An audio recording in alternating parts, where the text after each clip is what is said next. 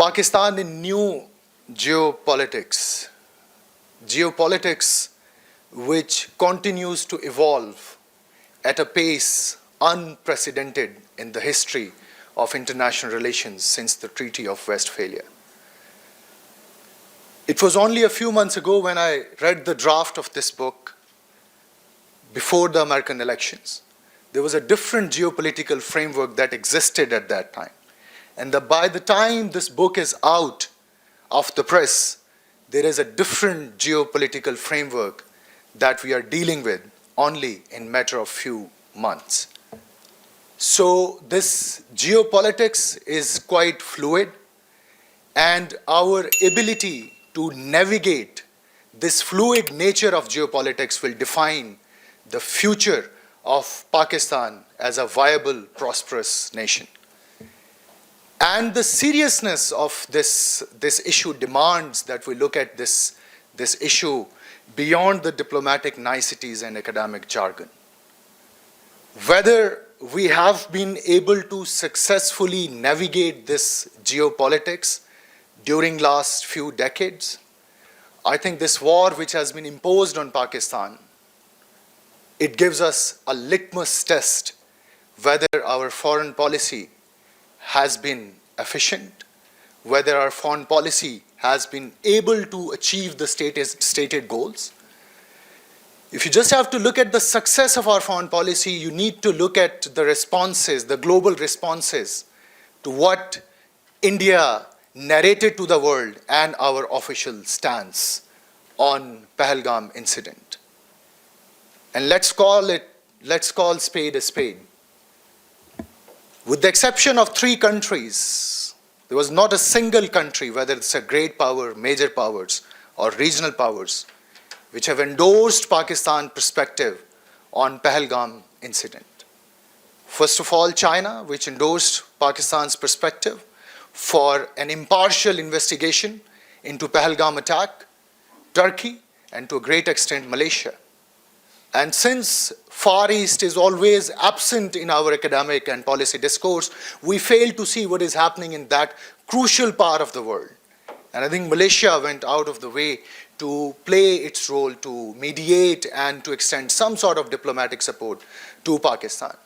With the exception of these 3 countries, if you talk about United States of America, there was a visible tilt before the confrontation started 2 days ago. There was a pro-India tilt in the American stance. And it's not new. You talk about Uri, you talk about Pulwama. Americans have made it very clear that for them, South Asia means Indian hegemony. On terrorism, they are not willing to pay heed to Pakistani perspective. And this has happened when only a few weeks prior to this Pahalgam episode, there was the worst ever terrorist attack that we've witnessed on our land, on our soil, killing, let me admit, more than 100 people that we refuse to acknowledge because of certain reasons. And there are clear evidences of support from India to that terrorist organization which was involved in Jafar Express train attack. Modi, on number of instances, has extended his all-out support to the Baloch militants, but still, we were not able to make a convincing case internationally of Indian patronage for the acts of terrorism in Pakistan.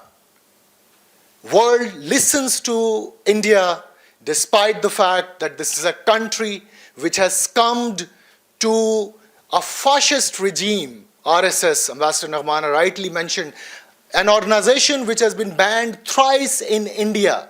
And since 2014 till now, 3 governments of BJP, and can you imagine that 70% of the cabinet of Modi, they belong to RSS.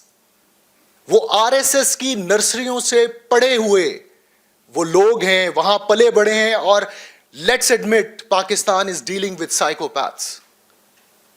psychopaths who are bent upon challenging the status quo, who are revisionist to the core, but world fails to admit that.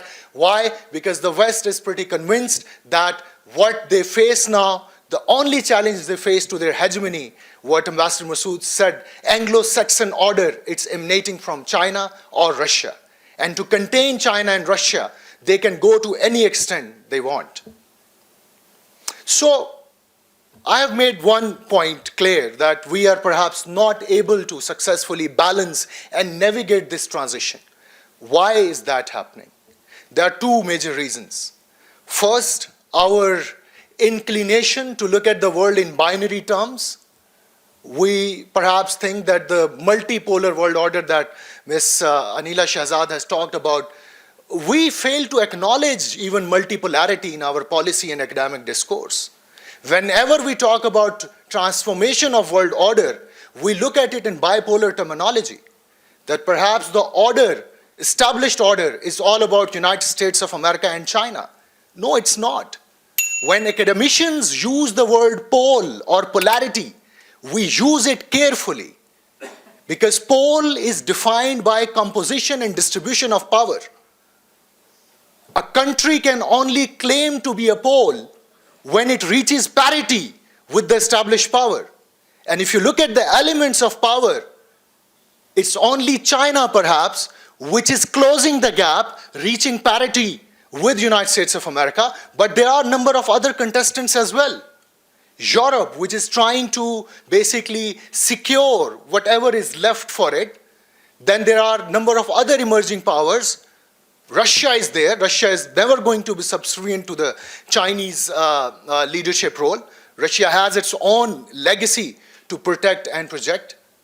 So there are a number of poles of power that are emerging in the world, and we can only create a niche for Pakistan when we give up this obsession with bipolarity. We need to learn with different poles of power, number one. Number two, why we fail to navigate, why we continue to fail to navigate this transition. I think it's our obsession to stay relevant in high politics. Since Cold War, we have played big boys game, sometimes efficiently and effectively, लेकिन हर वक्त big boys game का वक्त नहीं होता, हमें ये समझना पड़ेगा. 2009 में जब अमेरिका ने अपनी एशिया पैसिफिक स्ट्रैटेजी का ऐलान किया था और 2009 से अब तक जितने अमेरिकन स्ट्रेटेजिक पेपर्स इश्यू हुए हैं, जो उनकी पोस्चरिंग है, उससे उन्होंने हमें क्लियर ये मैसेज दे दिया है कि we are no longer needed. But if you continue to impose ourselves and treat United States of America as a jealous ex-girlfriend, that is not going to help. And when we try to impose ourselves in the big brothers and big boys game, we end up consciously and unconsciously committing a lot of blunders. And I think when the world has given us a chance to stay low, let's use it as an opportunity. That is what the topic assigned to me, non-traditional security. Cooperation in low politics areas. But that will need a transition of mindset. That is only possible when the policy discourse in Islamabad is demilitarized. It's the academicians who are actually taking the lead, not the other way around. But somehow, that is yet to happen. We have, although, made it very clear in the National Security Policy of Pakistan 2022 that we wish to seek a multipolar world. Rhetorically, it's all fine, but practically, we are not doing that. So just to conclude my thought, that first of all, we have to give up this binary view of the world, that the world is not all about United States of America and China. And when we, जब हमें ये मालूम हो जाएगा, तो हमें फिर जो बैलेंसिंग की बात की, मैं समझता हूँ बैलेंसिंग अब भी पॉसिबल है. There are a number of countries around the world which are effectively and efficiently balancing among all poles of power. Look at ASEAN. I mean, there are a number of countries जो America से भी financially, economically benefit कर रहे हैं, security भी corporation चल रहा है, चाइना के साथ भी इंगेज कर रहे हैं और रशिया के साथ भी कर रहे हैं। तो बैलेंसिंग की जो स्पेस है वो अभी स्क्वीज नहीं हुई है। And two reasons that you cannot reverse the American influence, you like it or not, globally and nationally.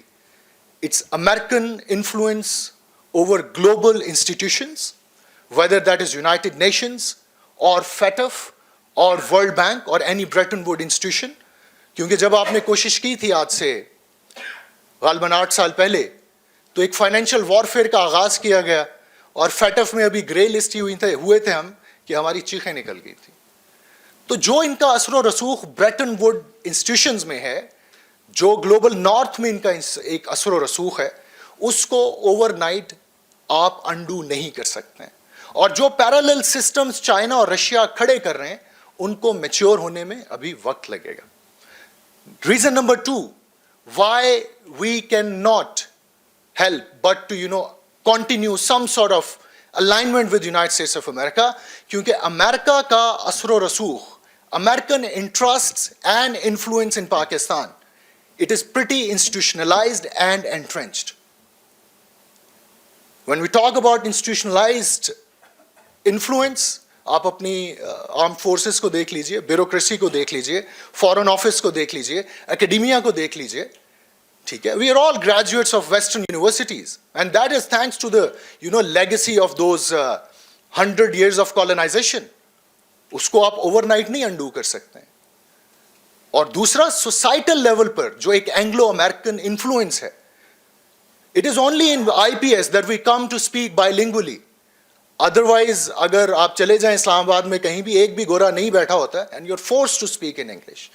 हमारा पहनावा, हमारा खाना, हमारा बोलना, हमारा चालना, तो ये सारी वो चीजें हैं जिनको ओवरनाइट अंडू करना थोड़ा मुश्किल है। तीसरी रीजन, क्या China is willing to take the responsibility to lead the world? I don't think so. They have kept their ambitions pretty practical. They know that the leadership comes at a cost. To be the global hegemon, you have to show commitment to the global good, which means dedicating billions of dollars to international organizations. China is little reluctant to do that. There are security responsibilities as well for a hegemon. So, balancing among all poles of power is essential. It is possible. Number 2, as far as India is concerned, I think we are in for a long war.